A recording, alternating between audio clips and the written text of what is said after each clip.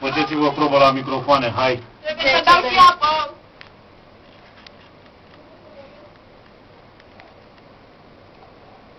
Nu poți să vorbești dacă nu bei apă. Nu se poate. Anunță necând. Gata. Nu, o să vă iau ca din găleată pe toate. Te așteptăm.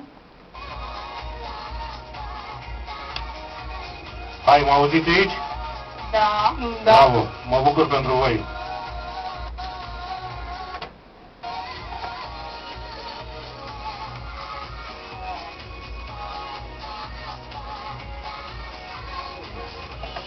Ei, și iată-ne la 12 minute, înainte de ora fatidică 15, ora la care începe, așa cum bine știți, nimic altceva decât FM cu 1, împreună cu Andreea și cu Evi, cu Evelina.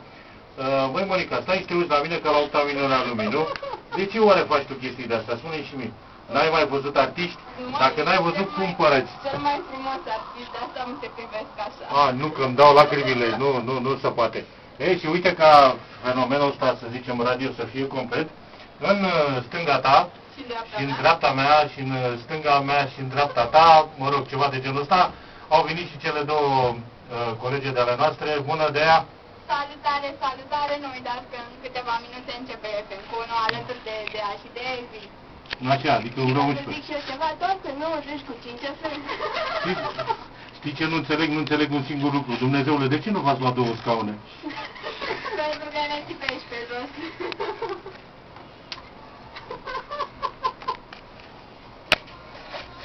Ce ați auzit nu este adevărat. Deci nu se întâmplă, nu o să se întâmple niciodată. Deci până una alta, Andrei Voiculescu vă spune la revedere. Știți cum e vorba aia, între două nu te plouă, dar când ești cu 3 ai pus-o rău. 4. 4? De unde? Unde e a patra drum? Aoleu! Gata! Opa! Gata! Hai! Luați-vă mersul la Evercool! Pa!